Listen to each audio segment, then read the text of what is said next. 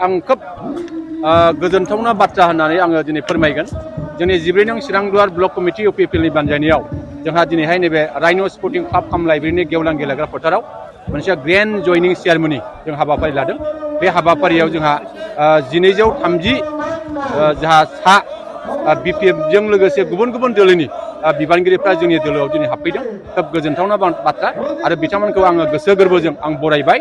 आरो बे हाबाफारियाव जोंनि बिटिआरनि गाहाय मावफुं सोद्रोमा आथिखालनि इउपिपिएल दोलोनि जा आफादगिरि मानगोदियार प्रमद बर' बिथाङा बाहागो लाफैदों। जोंनि बिटिआरनि इएम रन्जित बसुमतारी बिथाङा बाहाय बाहागो लाफैदों। जोंनि मोनसे समनि जोंहा एमएलए जा सन्दीप बसुमतारी बिथाङा बाहाय बाहागो लाफैदों। आरो जोंनि एक्ट्रेस नं सिले समाजनि जा एमएलए जयन्त बसुमतारी बिथाङा बाहागो लाफैदों। आरो गोबां जोंनि इउपिपिएल दोलोनि दैदेनगिरिफोर बिथांमोनहा मैखोमै बाहागो लानानै नैबे हाबाफारिखौ मैखोमै जाफुंसार खालामदों। आं बेखौ मिजिं खालामदों। आरो आङो दिनैहाय बुंगोन दिनै 14 नं चिरांदुवार समस्तियाव बिपिएफनि गोहोआ दिनै एखे 100% दुरबल जाबाय। आं बेखौ बुंगोन। दिनैनि जयनिं हाबाफारिया जिल्ला हिसाबै लानाय जादोंना चिरांदुवार दिनैनि बे जयनिं हाबाफारिखौ जोङो 14 नं चिरांदुवार समस्ति हिसाबैसो जों लादों। आरो बे समस्तिनियाव दिनैहाय 1230 जोंहा गुबुन गुबुन दोलोनिफ्राय दिनै बे जयनिं हाबाफारियाव बाहागो लाफैदों। आं खोब गोजोननाय मोनदों। आरो फैगौ समावहाय जोंहा लकसभानि बिसायख'थियाव निस्सय बिथांमोननि मैखोम बिहोमा बिथांमोना निस्सय लागोन। आरो जोंनि एमपि बिसायख'थियाव लकसभा बिसायख'थियाव जोंनि इउपिपिएलनि बिजाथि एनडिएनि बिजाथि बे बिजाथिया 100% देरहागोन आरो बयनिख्रुइ बांसिन भर हरनो हागोन। आं बेखौ मिजिं खालामो।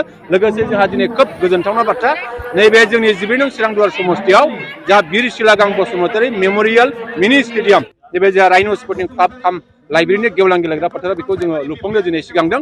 आरो बेल' नङा जोंहा सुजित नार्जारी गोसोखां नब्लां बेखौ जोङो सानथिफुराव थाबैनो गायसनगोन। आरो बेबायदिनो गोबां जोंहा अनुस्थान दिनै जोंनि गेजेराव फैगासिनो दङ। जोङो दाखालि नुदों बिनेश्वर ब्रह्म गोसोखां नलेज सेन्टार बेखौबो जोङो अलरेडि जोंनि समस्तियाव मोनबा जोङो दाखालि गायसनखांबाय। आरो बेबायदिनो गोबां माखासे अनुस्थानफ्रा जोंनि गेजेराव जानो फैगासिनो दङ। आं आसा खालामो साफ्रोमबो रायजो राजाया बेबायदि गोख्रों खामानि मावनायनि थाखाय जोंनि गोबां बेबायदि माखासे आसनि लानानै खामानि मावनायनि थाखाय जोंनि गुबुन गुबुन दोलोआ दिनै जोंनि इउपिपिएल दोलोआ दिनै जयनिं जादों। आरो फैबाय थानाय समाव जोंनि बे गोहोखौ जोंनि सक्तिखौ जोंनि आखायाव दोनबाय थानो थाखाय जोंनि साफ्रोमबो रायजो राजा दिनै मदद होगासिनो दं। आं बेखौ